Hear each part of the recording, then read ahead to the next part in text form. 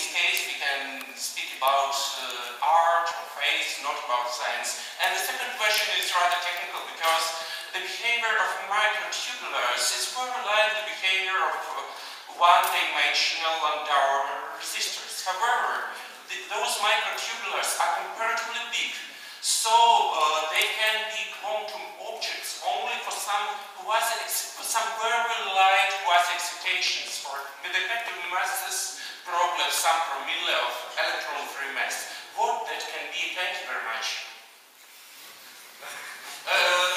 Перекладую. Якщо можна, перше запитання полягає в тому, що власне розуміють під фізичним процесом поза можливостями обчислення.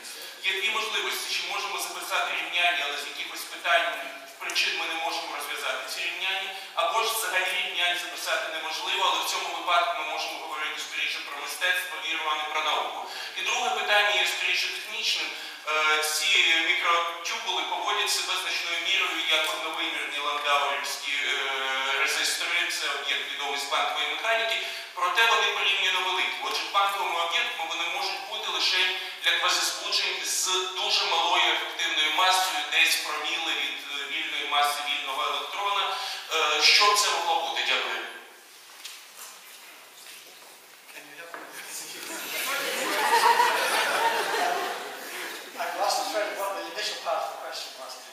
The initial part, what is the process beyond the computation? You can write the equation, but you can't solve it, or you can't write any equation at all.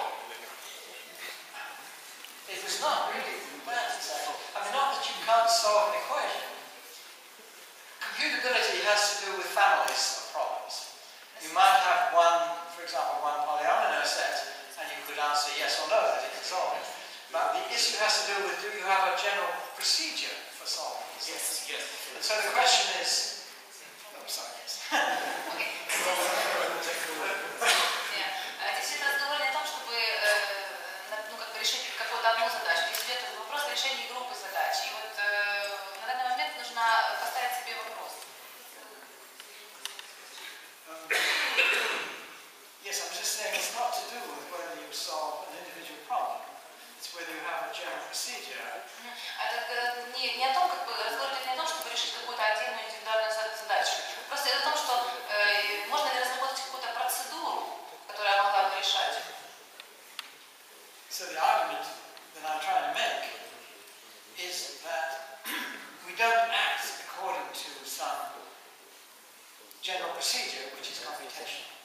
То, что я хочу сказать, моя мысль о том, что то, как мы действуем, то, какое у нас поведение, да, мы не можем, это не может пойти за рамки какой-то вот системы действий, то есть это не может быть расчетной какой-то системой. Это идет за грани вот простого расчета математического. И вот там что-то в конце было. Too big. They're actually too small. That's the trouble. But for quantum mechanics, they are too big. They're too big for somebody to go and solve Schrödinger's equation now. Вопрос на микротрубочках. Кто-то говорит, что они слишком большие, профессор Пенроуз говорит, что они слишком маленькие для квантового эффекта. И в этом проблема. Let me say that perhaps I could make a point here that one thinks perhaps about quantum mechanics a little bit in the wrong way. You think about quantum mechanics applying to individual molecules or something. Вы думаете о квантовой механике в применении в контексте отдельных молекул или чего-то? То есть это немножко, может быть, неправильное понимание квантовой механики. A good example of a quantum mechanical thing is a mirror. Хорошая вещь для понимания квантовой механики – это зеркало. Now you see, it's what is it doing? You've got these photons going along, and somehow what comes back is extremely coherent. And it does that because it disturbs things in the mirror, which there could be a lot of decoherence in that, but it's all at a level where you don't actually lose coherence because it's such a small movement. You have very small effects spread over a large structure. The way quantum mechanics can operate can be somehow very macroscopic, and the mirror is a good example. Зеркало очень хороший пример, потому что тот электрон, который возвращается от зеркала, это то, что он возвращается назад, является невероятно результатом декогеренции, да. И вот как раз здесь мы можем увидеть, что вот этот отражающий эффект, он приводит нас, наверное, к пониманию квантовой механики и поведения. Well, but I'm an expert in solid-state physics, therefore I know quite well that the systems with some electronic conductivity are not quantum if they're larger than some 50 nanometers. You were speaking about 200 nanometers. Therefore, they can be quantum systems only for very light excitations. Okay.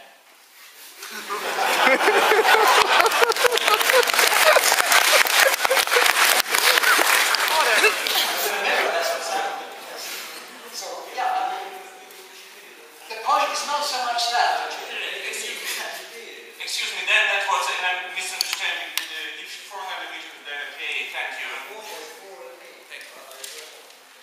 I want to say the point is not so much that quantum mechanics is operating, because it does all the time in chemistry, in all sorts of effects. And we now know that there are quantum mechanical effects, entanglement effects in photosynthesis and all sorts of things. The point that I'm making, which is more outrageous than that, is that we are probing the boundary of quantum mechanics, which is saying that there is a level at which quantum mechanics actually has to be taken over by some more deeper theory, which depends on going beyond the somewhat inconsistent procedures that we use for present quantum mechanics. And that's more outrageous. So don't attack me for saying that quantum mechanics is relevant in the brain. Attack me for saying it's reaching this level of coherence, at which you have to worry about the boundaries of quantum mechanics. Тут вопрос в том, что мы не говорим о том, не определении квантовости некоторых процессов в каких-то процессах других. Мы говорим о том, что мы приближаемся и проверяем черту, вот ту грань, за которой заканчивается квантовая механика. Вот это то, чем мы занимаемся. Поэтому спрашивайте меня вопросы о том, что там дальше, какие есть, где мы находимся у черты, а не там квантовости процессов в каких-то вещах. Вопрос тогда с этой же области. Считаете ли вы, что, как вы называете, правильная теория квантовой гравитации ответит на вопросы масштабов, при которых происходят те или иные эффекты? И происходит ли нет декогеренции и ведутся состояния в зависимости от масштаба? Считаете ли вы, что правильная теория квантовой гравитации ответит на этот вопрос? Главное, когда происходит декогеренция и объективная редукция состояния.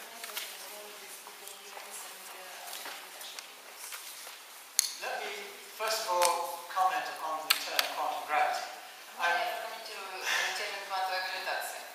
I was a little bit unwise, I think, in The Emperor's New Mind. Я был немножечко неразумным в новом уме короля. To refer to correct quantum gravity. Чтобы обращаться и использовать термин правильная квантовая гравитация.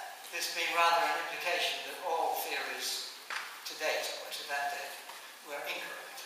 Это значит, что все теории до настоящего момента были неправильными. But the point I should really say is I don't really mean quantum gravity. Но тот момент, который я хочу сказать, что это не то, чтобы я считаю, что квантовая гравитация. Because that term implies that we are applying known rules of quantum mechanics to the phenomenon of gravity. Мы применяем принципы квантовой механики к гравитации. Whereas what I really believe is that the known rules of quantum mechanics are not correct when in the context of gravity. Я считаю, что известные правила квантовой механики не являются правильными, корректными в теории гравитации. So that the term quantum gravity, whether correct or incorrect, is an inappropriate term. То, что вот само слово правильная теория гравитации, это само по себе неправильное слово. We want that theory which supplants quantum mechanics and makes sense of the measurement paradox. Мы хотим ту теорию, которая делает показывает какой-то смысл в измерительном парадоксе. I might more appropriate call it gravitational quantum mechanics than quantum gravity. То есть правильно говорить гравитационная квантовая механика, чем квантовая гравитационная механика, квантовая гравитация. And going to your point about the decoherence, Говоря о декогеренции, I would say that all measurement or all quantum state reduction я скажу, что все измерения, либо все редукции состояния comes from the same source, идут из одного источника. and that is that it's gravitational. И он является гравитационным. And the decoherence by itself is just a convenience. It doesn't actually solve the problem. И вот эта декогеренция, она на самом деле не решает проблему, это просто очень удобность, большая такая удобность. It says you lose track of information in the environment Значит, что вы теряете ощущение информации в пространстве, and you forget about it. и вы забываете. Whereas strictly speaking, you should say it's still there. Хотя вы должны вообще сказать, на самом деле, оно еще там есть, оно находится там. And that information could be retrieved in principle. И эта информация могла бы быть забрана. Whereas in this scheme, it is, in most experiments, it would be the actual environment where there is enough displacement of mass that the OR procedure takes over. But it's in the environment and not in the system. The OR, the reduction of the state, I use OR, objective reduction. Objective reduction takes place because of the movement in the environment. То есть эта вот объективная редукция, она возникает из-за того, что есть движение. So there's enough movement in the individual molecules. Что в отдельных молекулах достаточно движения, для того, чтобы редукция происходила. Тогда вопрос, я не помню, кто из ученых сказал, немножко устали. По-моему, Эйнштейн. Все они люди с юмором, конечно, все великие ученые люди с юмором. Когда он спросил об этом явлении, что действительно думаете, что Луна находится на месте только тогда, когда я на нее стою?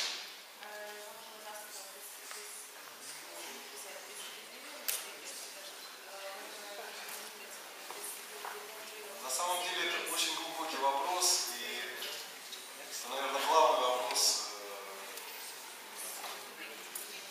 этих физических теорий. Yeah, well, I think Einstein was clearly somebody who believed in an objective world. Эйнштейн как раз был, наверное, человек, который верил в объективный мир. And that it wasn't created subjectively by people's experience. Что он как раз не был создан каким-то опытом людей субъективно. And I quite agree with that. И я согласна с этим. And I think it's interesting that both Einstein and Gödel are often misunderstood. Einstein, people, when they think of the term relativity, they think therefore he's not taking the objective world as real, but that was obviously not Einstein's view. He did take the objective world as out there, independent of our experiences. Как раз вот почему многие люди там не понимают, неправильно понимают теории Эйнштейна и Гёделя, потому что Эйнштейн как раз был человек, который говорил о существовании объективности мира, и он говорил, что он существует вне зависимости от того, говорит он о нем или нет.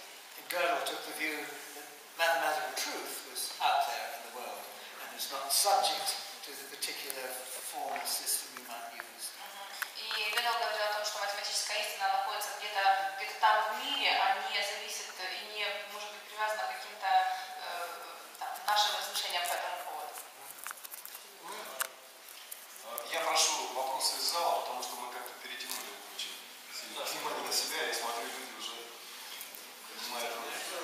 Какой вопрос? В отношении теоремы Гёделя. Как вы считаете, всегда ли существует возможность разделить характеристики и свойства системы и те характеристики и свойства, которые лежат за пределами?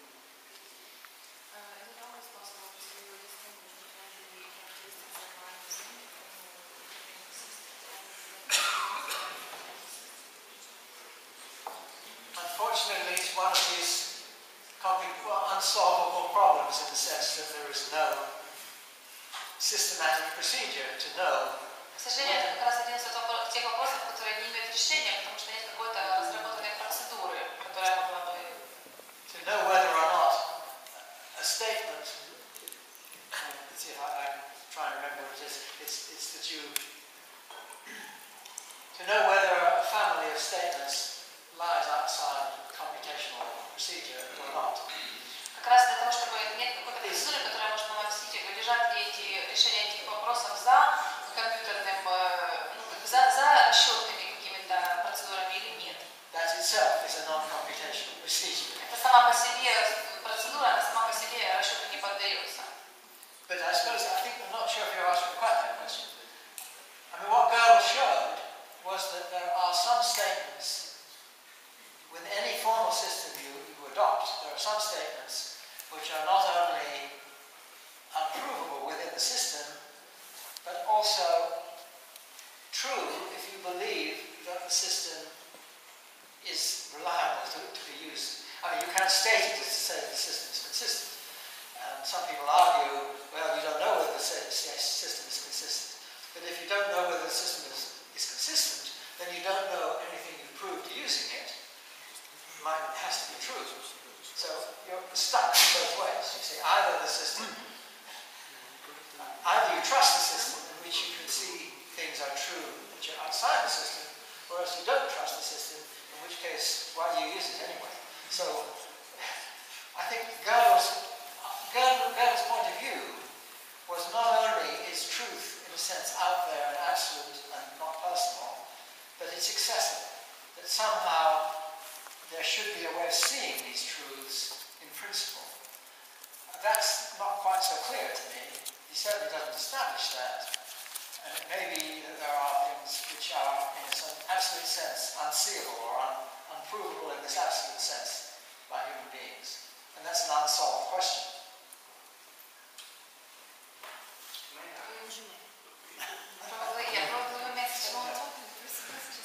Sir, just how do you feel going further and further in such theory with microtubules and trying to understand how neurons communicate and interact with each other? Well, one neuron, several neurons, hundreds of neurons. When, on what level of complexity, not even a concept, just one thought appears?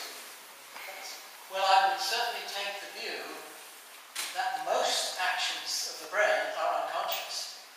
And I would think the cerebellum, for example, seems to be pretty well entirely unconscious, although I believe it's slightly controversial.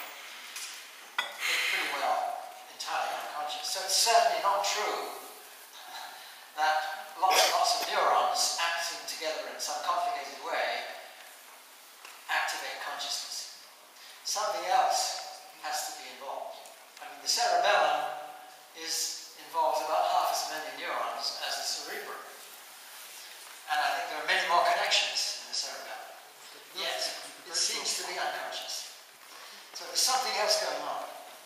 And I think I would take the view that most of what the nerves are doing are in some sense operating nerves, sending signals in and out, and they're not doing these sort of and performing unconscious processes. Most of the things are. You walk down the street, they're mostly unconscious.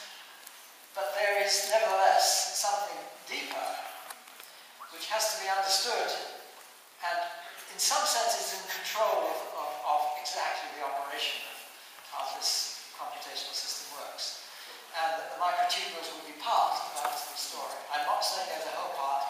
Clathroids probably play a role, gap junctions probably play a role, there may be other structures in the brain which are playing a role, but there's some kind of coherent structure going on which is at some level, when we perform conscious acts, deeper and more profound, more relevant than what the operation of neurons is doing.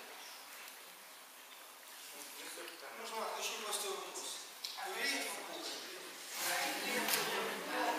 Не кажется ли вам, что то, что мы пытаемся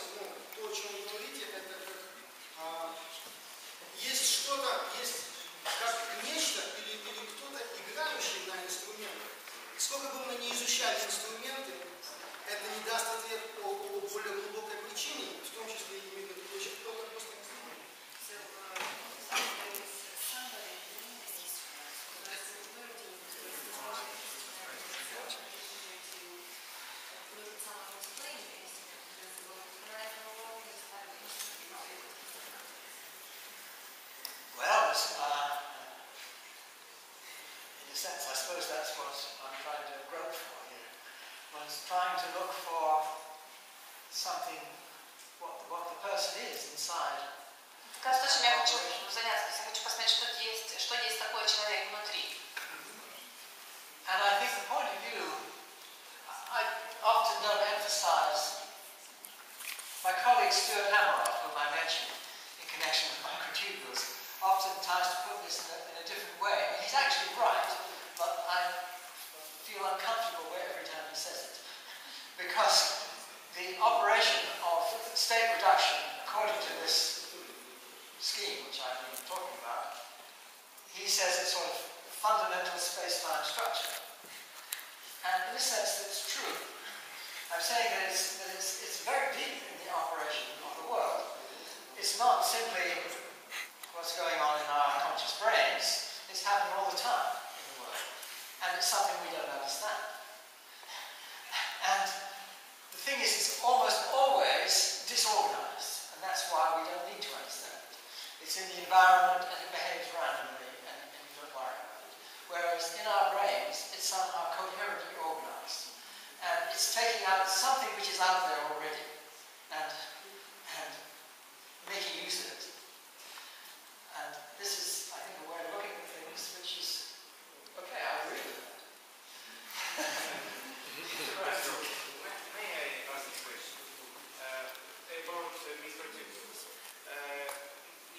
As I heard that microtubules can be explained using modern quantum mechanics, but have you met approaches about, for example, in terms of quantum dynamics, only because of collective effects, all effects that microtubules have, these different properties that they have. I met some models when in many body problem we only use middle field, and using that we sorry, because I maybe You could try Russian, or probably окей. В задачах многих тел мы используем среднее поле для того, чтобы описать многочастичную систему. Таким образом, у нас за счет...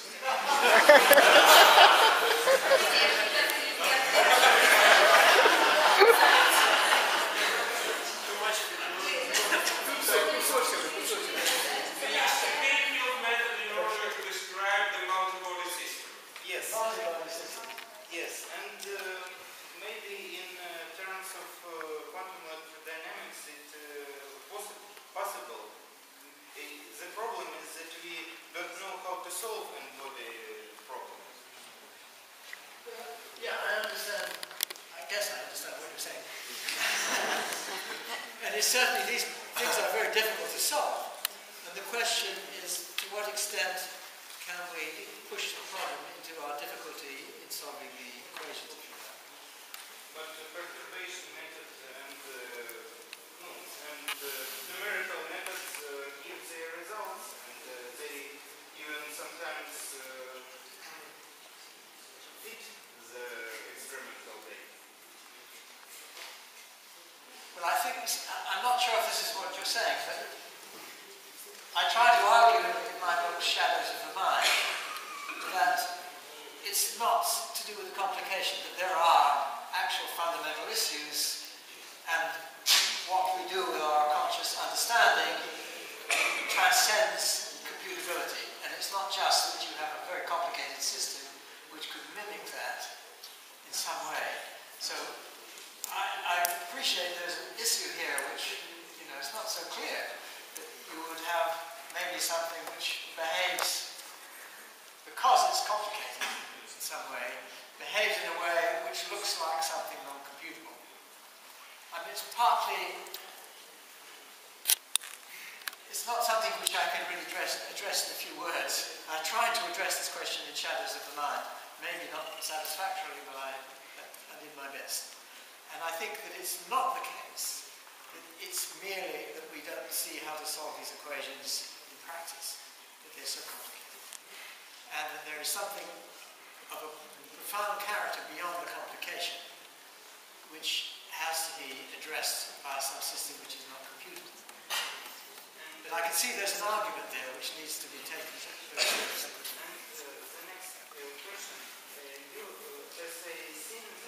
Я прошу прощения, маленькое замечание. Я напоминаю, що прийшла вже четверта година. Тільки це можу казати. І маленьке прохання,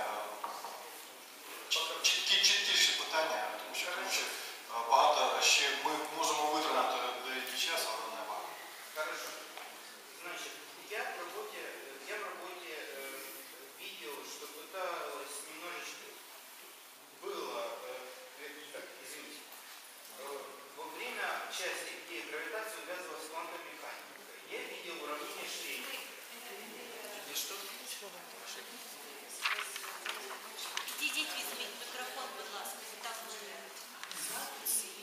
Но, насколько я помню, вообще-то гравитация уже не выполняется принцип суперпозиции. И уравнение Эйнштейна, оно не линейно.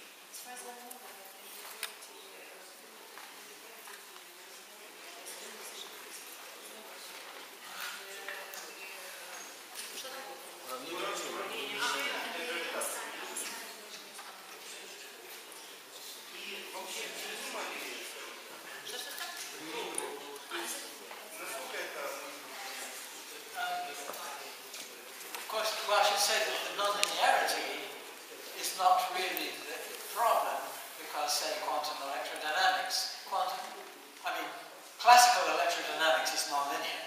Классическая электродинамика уже нелинейная, поэтому то, что отсутствует это нелинейно, это не есть проблема.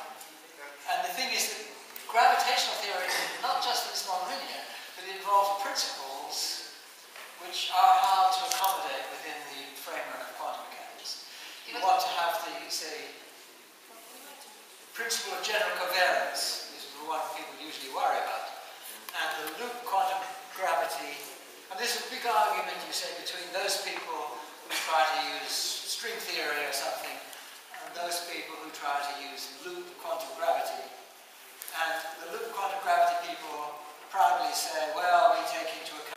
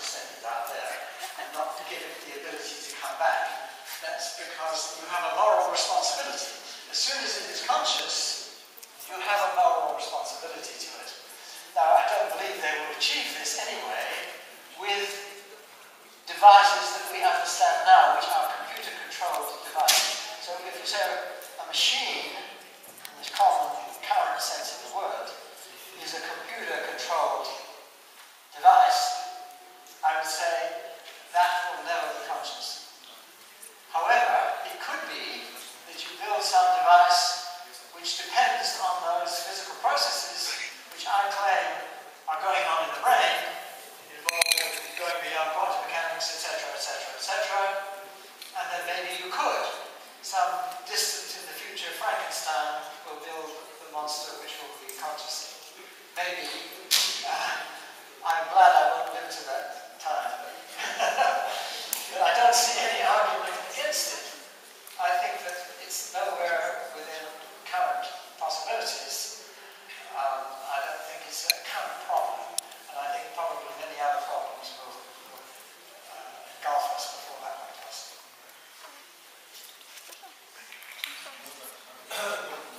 Одно маленькое комментарий. Тогда получается, зачем нам искусственный интеллект? Может быть, нам нужен, причем сознательный интеллект, который осознает сам себя. Может быть, нам нужен просто более сложный компьютер, для того, чтобы мы быстрее считали, а не больше.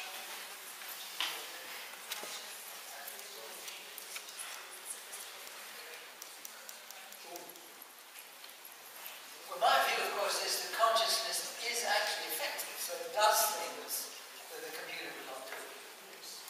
And so I'm saying there's a difference. And you might say that on a distant planet, you would need that ability to make it worth the money. But sometimes we need walking stick. Well, yes. Really, Sir Roger, because I noted that you used the word Frankenstein. So the creation should be evil if we are speaking about Frankenstein. I hope I said that. Yes, I know. I said this Frankenstein of the future would be able to construct such and such. I hope I used that correctly. Well, I'm representing actually a biological minority in this excellent group of people, and I think you've been asked this question before. The microtubules are formed by proteins that are quite conservative in evolution, and a lot of animals have them, and mammals have them quite exactly as we have them. And most of all, we are considered intelligent, and they are not. And there are other cells in our bodies, well, most of the cells in our bodies have also microtubules, and only, well, brain is entitled to be the intelligent one. Of course, you're completely correct. And even things like trees have microtubules. So I often wonder, whether, is this an argument about whether you're a vegetarian or not? I worry about these things. Eating, you say they don't have any neurons, so it's okay, you see. But they have microtubules, so you might worry. But of course, you're completely right. I think red blood cells, I believe, don't have microtubules. But everything else, including liver cells, goodness knows what, yes, they have microtubules too. I believe, according to my colleague Stuart Hammeroff, who knows much more about these things than I do, he says the organization is very different in the brain. That there's also whether you have which kind of microtubule, because there are the A lattice and B lattice microtubules, and the different structures in the which of the two organizations they have. Yeah, and they pass the... Which way they go? Yes, there's some question about that. That's right. Yes. It's clear that it's not simply the presence of microtubules. It has to be something about probably the kind of microtubule. The A lattice has greater symmetry, much more likely to be relevant to what I'm talking about. And the ones that operate on I should say, part of the question, they're human brain microtubules, not human brain microtubules. So I think there is some moral, yes, you've got to get hold of human brain microtubules. Don't worry about that. They have to be human brain microtubules.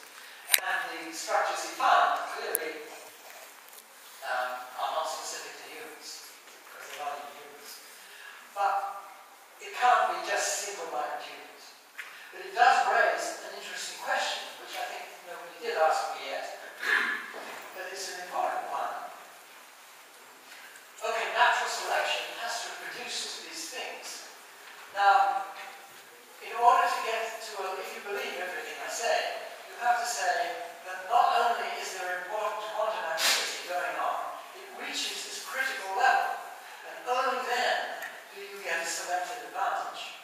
Only then does consciousness come in, and the selective advantage of consciousness confers, but only a level when you have a huge infrastructure already present for some other reason. Now it seems to me it must be for some other reason, and that these microtubules, if they are playing an important role in providing a basis of quantum coherent activity, that will be nothing to do with the state reduction, the OR scheme I've been talking about. It's already to do with quantum processes being beneficial to the system. So I'm quite happy with that. The quantum processes, and we see already with photosynthesis and other things which are known, that quantum effects, subtle quantum effects, are playing a role in biology already. And this is a level far below what its consciousness is for. And also I'm trying to say it's not just humans, because I think that the line between human beings and other animals is a very delicate one, and I don't think it's important for this discussion.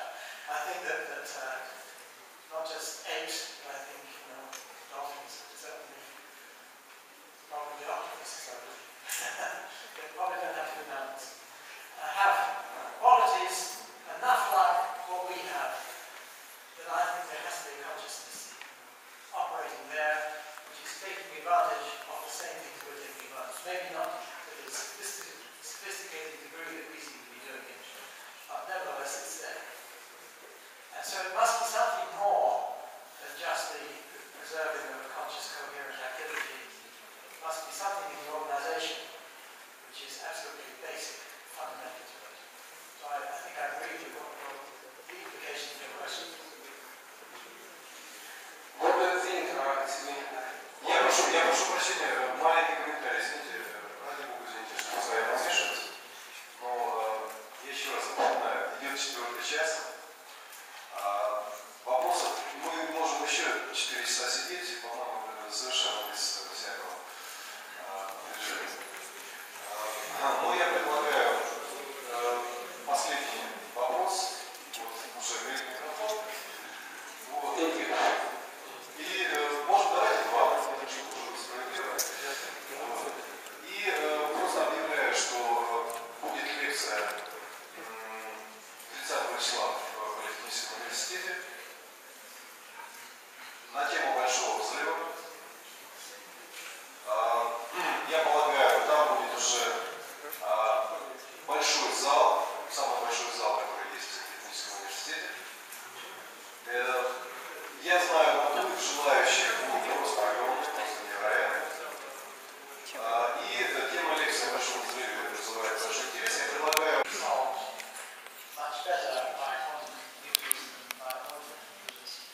Basically, this class of problems, as far as I understand it, they're basically one class of problems. And, okay, such as the factorization of large numbers. And there are these codes which depend on the difficulty of factorization of large numbers. And if you had a quantum computer which could do that codes, then of course you have to have it goes. But it seems to me that's very limited. If that is, I can't see how you would make a machine, he says, well, which includes our quantum computers, a machine which has the flexibility that a conventional universal computer has. Because if you have a problem, you can see how to make it complicated. I'm not necessarily the experts. You can see how to put this on the machine. And although this has developed over many years, of course, there is a very, the universal machines are not called universal, but they actually do solve these vast collections of problems that you can see how to put them on a machine. Whereas a quantum computer, even if constructed, seems to be a very narrow type of device, which is aimed at solving only a few classes of problems. Now, perhaps that's just a temporary position.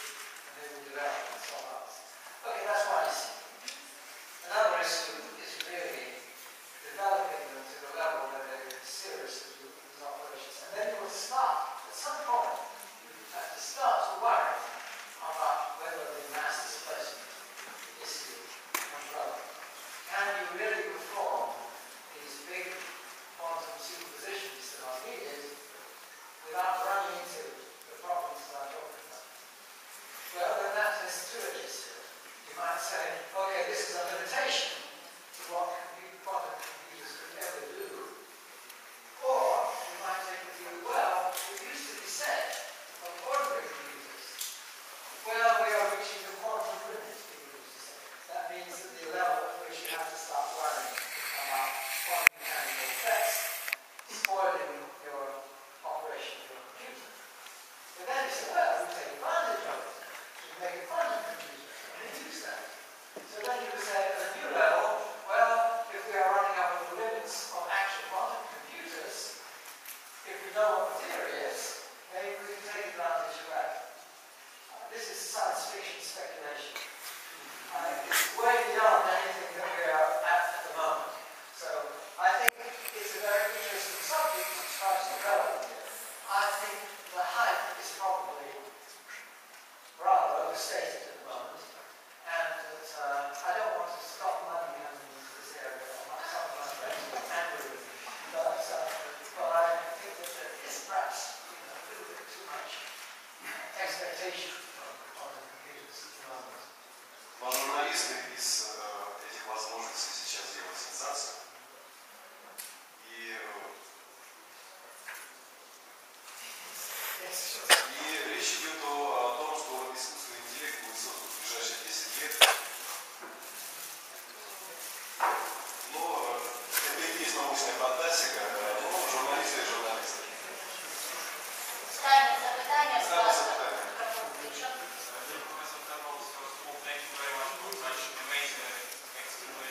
Exciting lecture and answers to all questions. My question is about the instrument, the system which we use when explore all these things, phenomena which you were talking about. How do you think, can human brain understand itself?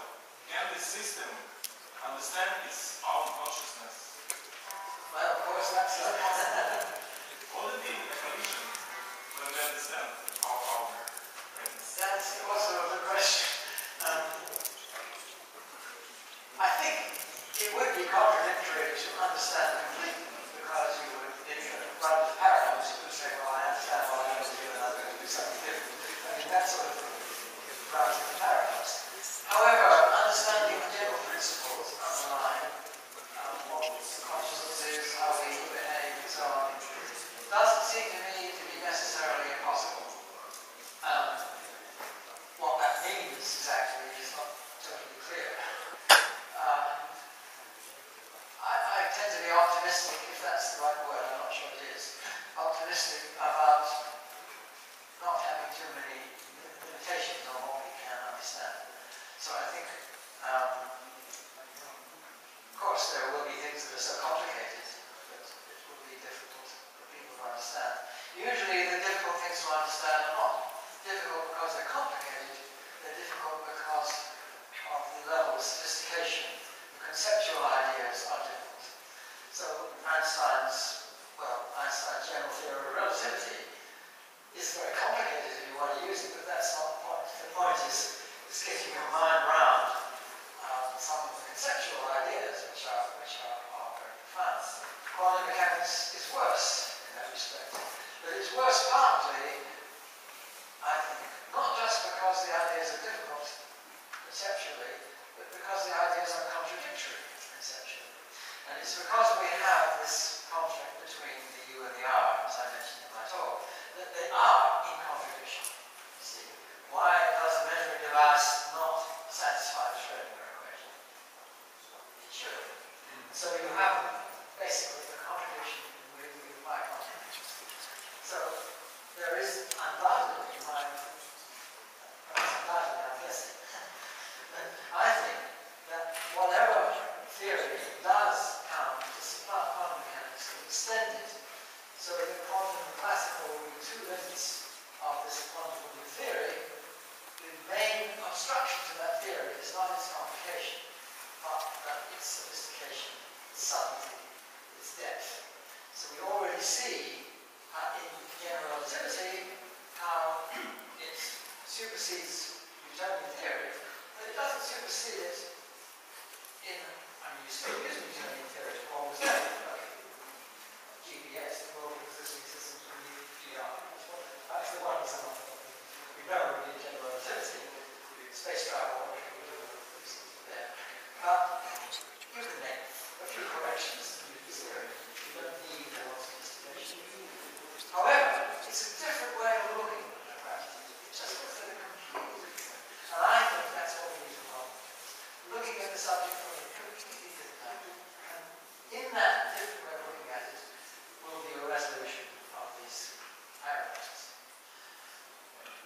sure I answered the question. Ми дуже всім вдячні. І давайте подякуємо ще раз.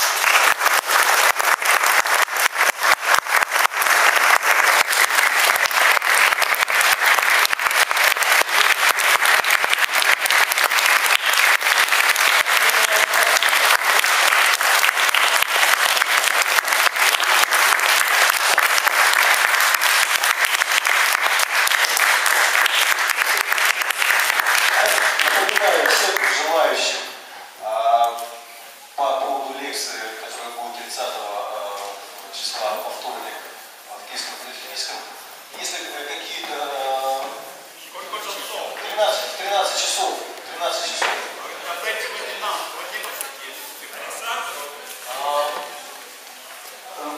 Лекция пока назначена на 13 часов. Я прошу уточнить еще раз в интернете, потому что там будет еще торжественная часть, очень такая серьезная. И то с 11 часов